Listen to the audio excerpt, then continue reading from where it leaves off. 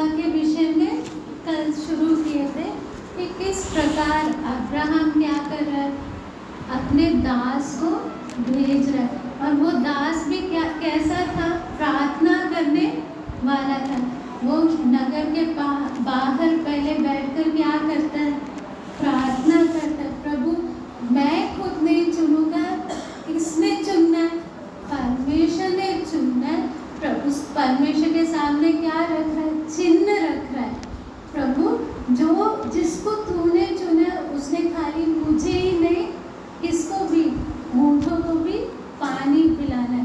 कल हमने रिबका का स्वभाव देखा कि वो कितना मेहनती थी, साथ में क्या उसका दूसरों को सेवा करने का उसके अंदर कितना मन था, है ना।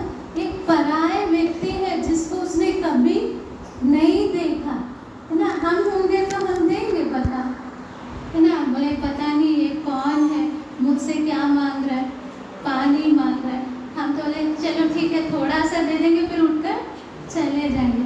लेकिन रिबका का वो स्वभाव में था कि वो दूसरों का क्या करती थी, सेवा करती थी। इसलिए उसने खुशी से क्या किया, बोला नहीं मैं खाली आपको नहीं, साथ में किसको भी पानी पिलाऊंगी, ऊँटों को भी पानी पिलाऊंगी। क्या रिबका को मालूम था कि ऊँट के ऊपर जितना भी सोना चांदी जेवर है ये इसके लिए, उसको पता था? उसको कुछ भी नहीं मालूम, है ना। लेकिन बाद में देखते जिस ऊँटों को उसने पानी पिलाया, बाद में उसका मालकिन कौन बनी, रिबका ही बनी, है ना। अनजाने में वो क्या कर रही थी, सेवा कर रही थी, उसे तो कुछ मालूम ही नहीं था। लेकिन बाद में उसे क्या मिल जाए, देखो जिनको मैं पानी पिला रही थी उसमें पूरा मेरे लिए सारा सामान रखा था ना। पानी पिलाने के बाद उसको क्या करता है, वो आधा तोला सोना का नथनी पहनाता है, फिर क्या 10 तोले का क्या पहना रहा है, कंगन पहना। पहले क्या उसको मालूम था, एक निस्वार्थ मन से उसने क्या किया, सेवा किया। इसी प्रकार हम भी जब दूसरों के लिए सेवा करते हैं, हमें शायद नहीं मालूम होगा, लेकिन उसी सेवा में हमारे लिए प्रभु ने कुछ ना कुछ क्या रखा है, आशीष रखा है। हम लोग जितना स्वार्थी बनते हैं, हमारा ही क्या होता है बताओ, नुकसान होता है, और हम ही अपना मौका को क्या करते हैं, खो देते हैं। इसलिए दूसरों का सेवा करने का एक स्वभाव भी हमारे अंदर होना, प्रभु के लिए सेवा करना, तो उसमें फायदा किसका ही है, हमारा ही है ना। हम बाद में वो दास का स्वभाव देखते हैं कि वो कितना प्रार्थना करने का उसका क्या था, स्वभाव था। जब जैसे उसने प्रार्थना करना बंद किया, तुरंत उसी समय कौन आ गए, रिबका आई। और जब रिबका आकर पानी पिला रही है, तब 21 आयत में हम देखते हैं वह पुरुष उसकी ओर चुपचाप अचंभे के साथ ताकता हुआ ये सोचता था कि यहोवा ने मेरे यात्रा को सफल किया है कि नहीं, है ना। तब भी वो क्या हैरानी से देख रहा है, तब भी वो क्या कर रहा है, सुन क्या इतनी जल्दी परमेश्वर ने मेरी प्रार्थना का जवाब दे दिया, क्या परमेश्वर ने मेरा यात्रा सफल किया है कि नहीं। फिर वो उसको क्या करता है, कंगन पहनाता है। रिबका जब घर जाती है तो उसका भाई दौड़कर आता है और उनको कहाँ लेकर जाते हैं, अपने घर में ले जाकर वो उनके सामने क्या रखता है, खाना रखते समय एलियाजर का स्वभाव हम देखते हैं। वो बोलता है कि जब तक जिस विषय के लिए मैं आया हूँ, जब तक उसको बोल ना दूँ, तब तक मैं खाना नहीं खाऊं, है ना। हम होते एलियाजर की जगह तो हम क्या करते, देखो इतना दूर सफ़र करके, लंबे सफ़र करके आए और प्रभु ने दिखाया हुआ चिन्ह भी हमको मिल गया है, इसलिए अभी मैं अच्छे से पेट भर के पहले खा लूँ, थोड़ा आराम कर लूँ, फिर आगे मैं क्या करूँगा, बात करूँगा। लेकिन एलियाजर क्या कर रहा है, सामने क्या रखा है उन्होंने, खाना रखा है ना। थकावट हो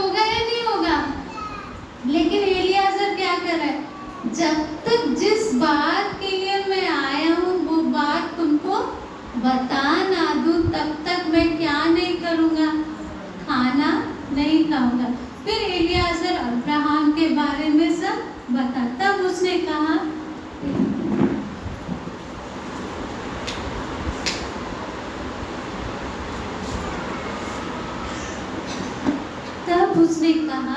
मैं तो अब्राहम का दास हूँ। यहोवा ने मेरे स्वामी को बड़ी आशीष दी है, इसलिए वह महान पुरुष हो गया है और उसने उसको भेड़ बकरी, गाय बैल, सोना चांदी, दास दासियाँ, ऊंट और गधे दिए हैं। और मेरे स्वामी की पत्नी सारा की बुजुर्गी में उसका एक पुत्र उत्पन्न हुआ है और उस पुत्र को अब्राहम ने अपना सब कुछ दे दिया है। मेरे स्वामी ने मुझे ये आज्ञा दिला शपथ खिलाई है, मैं उसके पुत्र के लिए कनानियों की लड़कियों में से जिनके देश में वह रहता है कोई स्त्री नहीं लाऊंगा। मैं उसके लिए उसके पिता के घर और कुल के लोगों के पास जाकर उसके पुत्र के लिए एक स्त्री ले आऊंगा। तब मैंने अपने स्वामी से कहा, कदाचित वह स्त्री मेरे पीछे ना आए। तब उसने मुझसे कहा, यहोवा जिसके सामने मैं चलता आया हूँ, वह तेरे संग अपने दूत को भेजकर तेरी यात्रा को सफल करेगा और तू मेरे कुल और मेरे पिता के घराने में से मेरे पुत्र के लिए एक स्त्री को ला सकेगा।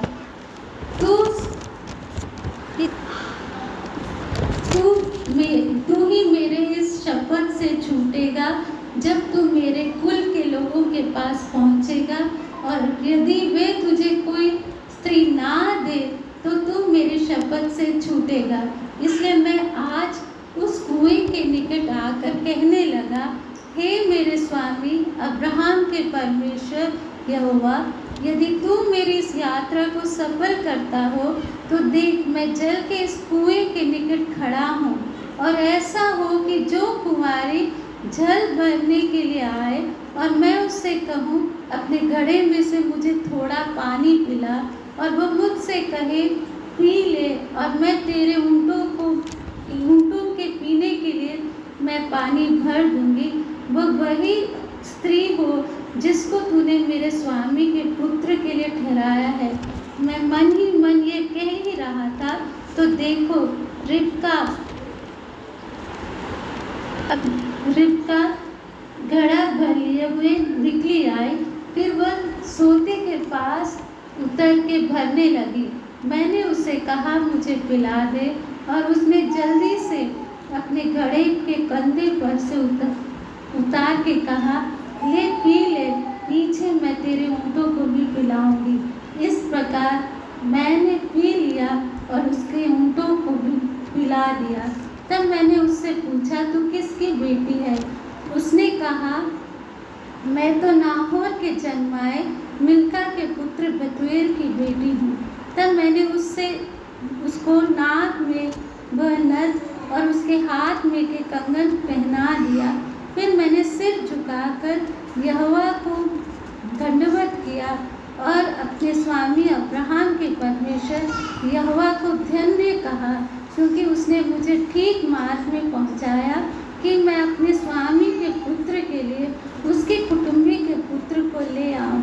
इसलिए अब यदि तुम मेरे स्वामी के साथ कृपा और सच्चाई का व्यवहार करना चाहते हो तो मुझसे कहो, और यदि ना चाहते हो तो भी मुझसे कह दो, ताकि मैं दाहिने और यहाँ फिर जाऊँ। तब लाबान और बेतूएल ने उत्तर दिया, ये बात यहोवा की ओर से हुई है, इसलिए हम तुझसे ना तो भला कह सकते हैं ना बुरा। देख, रिबका तेरे सामने है, उसको ले जा, और वह यहोवा के वचन के अनुसार तेरे स्वामी के पुत्र की पत्नी हो जाए। है ना? तो यहाँ पर हम देख रहे कैसे खाना खाने से पहले वो दास सारी बात किससे बोल रहे, उसके बाप से और उसके भाई से। है ना? हम जब देखते यहाँ पे उसका 27 आयत में लिखा है,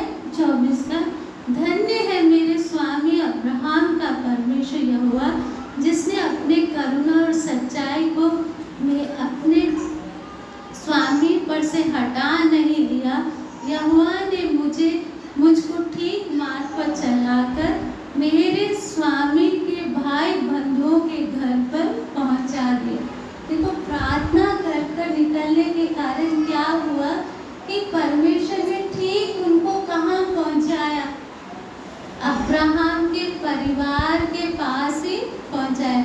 यह रिबका कौन थी? अब्राहम का भाई, नाहोर का बेटी, मिल्का का बेटे की बेटी।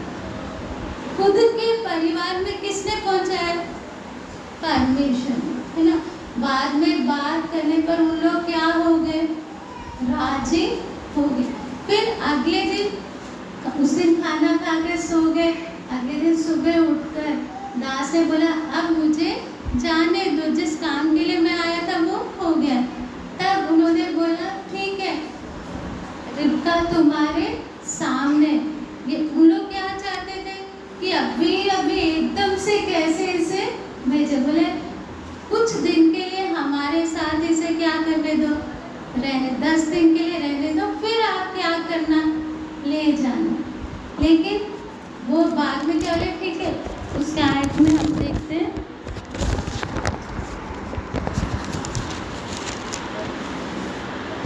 तब लाबान और बतूएल ने उत्तर दिया, फिर उसके पढ़े, उनकी एक बात सुनकर अब्राहम के दास ने भूमि पर गिरकर यहोवा को दंडवत किया।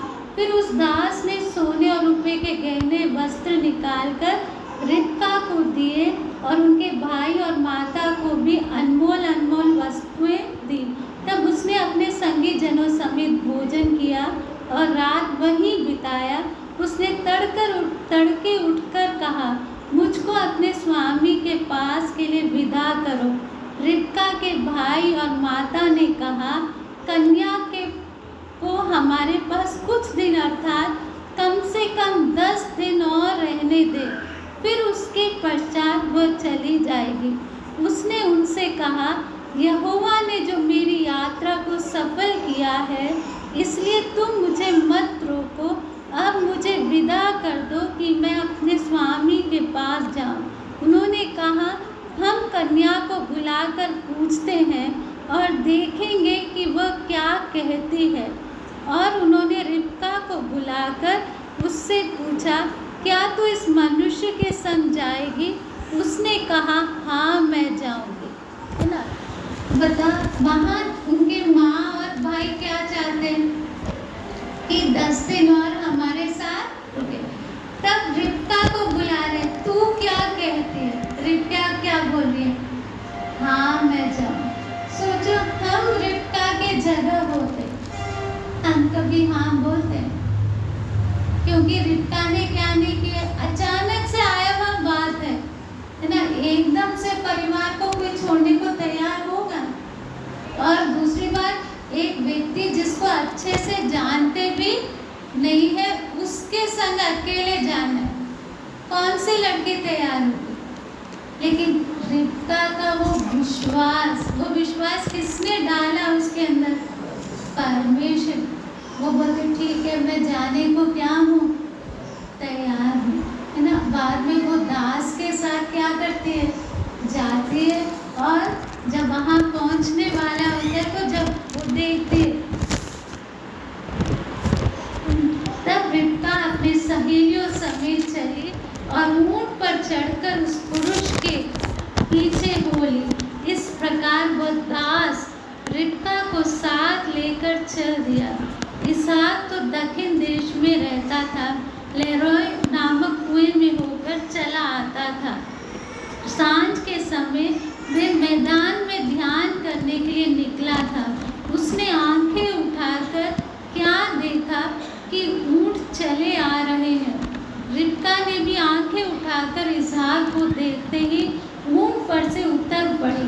तब उसने दास से पूछा, जो पुरुष मैदान पर हमसे मिलने को चला आता है सो कौन है? दास ने कहा, वह तो मेरा स्वामी है। तब रिबका ने घूंघट लेकर अपने मुंह को ढांप लिया। दास ने इसहाक को अपना संपूर्ण वृत्तांत सुनाया। तब इसहाक रिबका को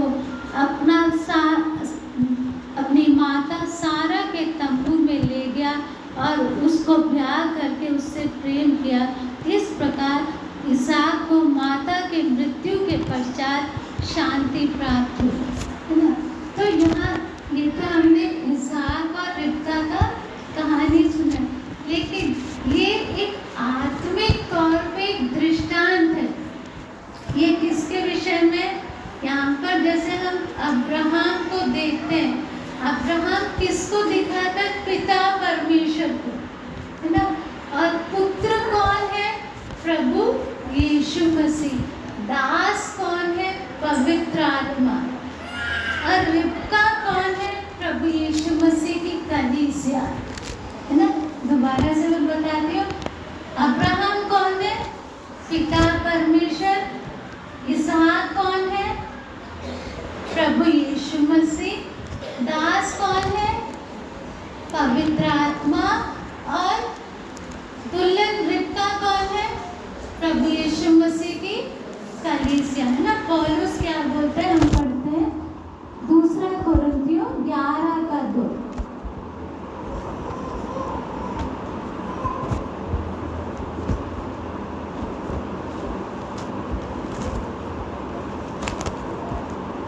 क्योंकि मैं तुम्हारे विषय में ईश्वरीय धुन लगाए रहता हूँ, इसलिए कि मैंने एक ही पुरुष से तुम्हारी बात लगाई है कि तुम्हें पवित्र कुमारी के समान मसीह को सौंप दूं। तो यहाँ पर क्या बोल रहे पौलुस? कि मैं जैसे शादी का क्या लगाते हैं, पहले बात लगाते हैं ना, पक्का करते हैं, फिर क्या होती है? शादी। ऐसे पौलुस क्या बोल रहे कलीसिया को? मैंने तुम्हारी क्या लगाई है? बात लगाई। किससे? यीशु से क्या लगाई है? और ताकि मैं तुम्हें पवित्र कुमारी के समान किसको सौंप दूं? मसीह को सौंप दूं।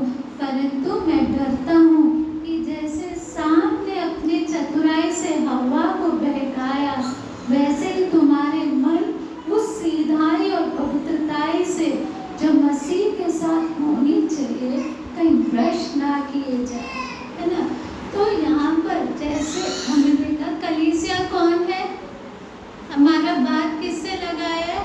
प्रभु यीशु मसीह। तो पवित्र आत्मा आकर हमें कहाँ? यीशु के दुल्हन के तौर पे तैयार करके किसके पास ले जाने के लिए आए हैं?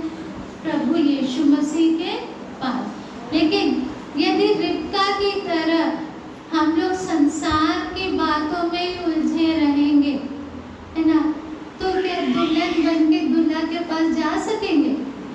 रिबका क्यों इसहाक के पास पहुंची? बता, वो अपने घर अपना सब कुछ छोड़कर, जबकि कभी इसहाक को क्या नहीं किया, देखा नहीं है, खाली उस दास के बात पर क्या किया?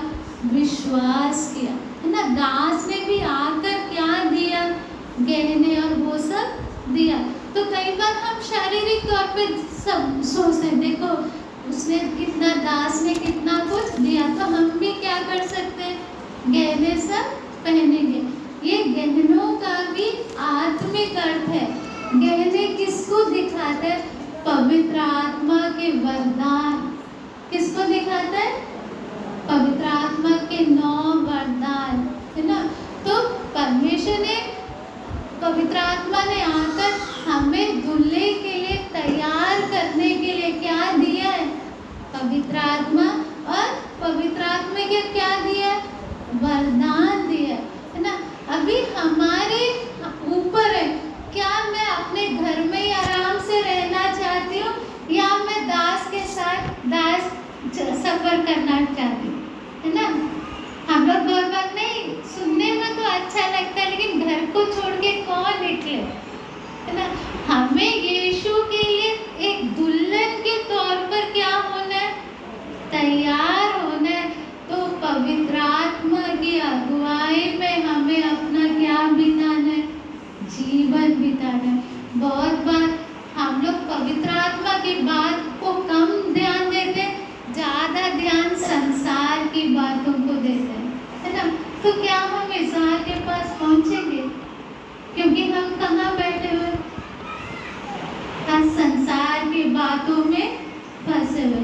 देखो रिबका के अंदर का विश्वास कितना था, है ना।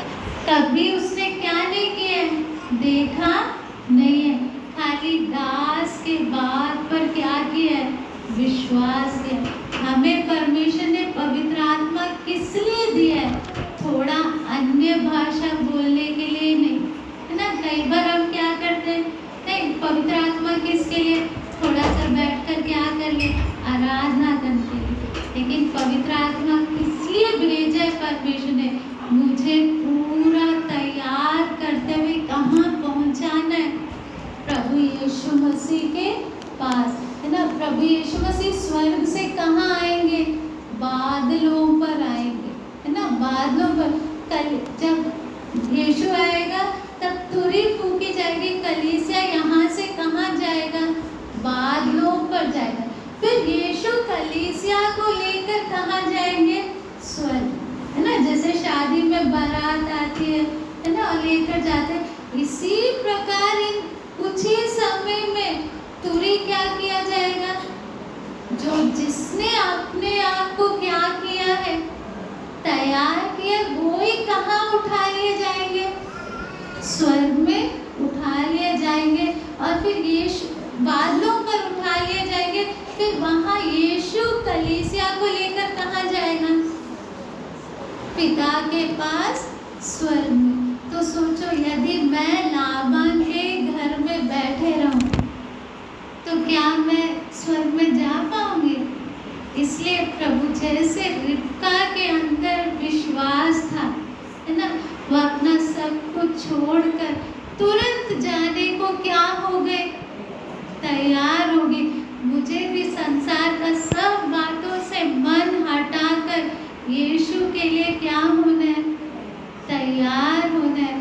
प्रभु रोज मुझे क्या कर, मेरे कमी घटियों को दूर करते हुए पवित्र आत्मा जैसे आप मुझे चाहते हो, मुझे क्या करो, तैयार करो। संसार की बातों की और नहीं, पूरा हमारा जीवन किसके हाथ में सौंपना है, पवित्र आत्मा के हाथ में सौंपना है। प्रभु मेरे मर्जी के अनुसार नहीं, जैसा आप चाहते वैसे मुझे क्या होना है, तैयार होना है। तो पवित्र आत्मा मुझे लेकर किसके पास जाएगा, यीशु के पास, बादलों पर लेकर जाए। तो इसलिए लेकिन मैं अब भी पवित्र आत्मा पर क्या ना दूं, ध्यान ना दूं, अपनी मर्जी से चलूं, है ना। पवित्र आत्मा मेरे साथ, आपके साथ जबरदस्ती नहीं करेगा। मुझे हमें समझना है, मैं अपने आप तैयार नहीं हो सकती हूँ।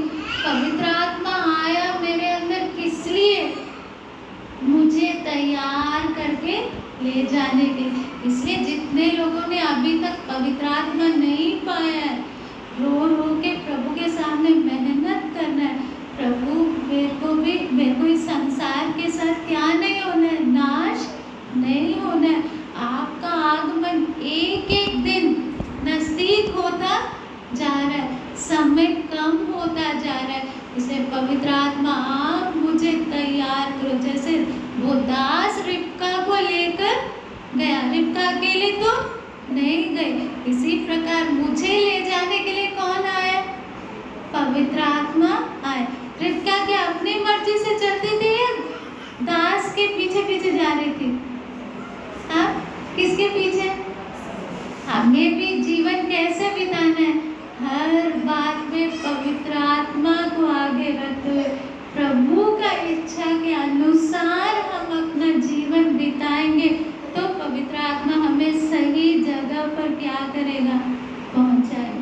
प्रभु जैसे रिबका का विश्वास था, देखो उसका माँ बाप कोई नहीं था साथ, लेकिन उसके अंदर का विश्वास पर वो किसके साथ गए, दास के साथ। और प्रभु ने कहाँ पहुंचाया उसको, इज़हाक के पास पहुंचाया।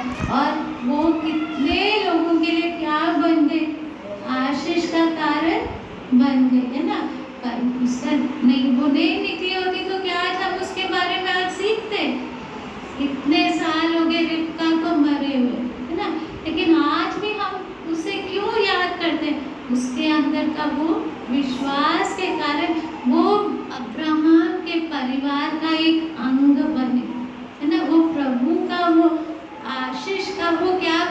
एक हिस्सेदारी उसको भी मिला। इसलिए प्रभु मेरे अंदर भी, जैसे रिबका भी हमारे समान एक बहन थी, लेकिन उसका विश्वास के कारण उसको प्रभु ने कहाँ पहुँचाया।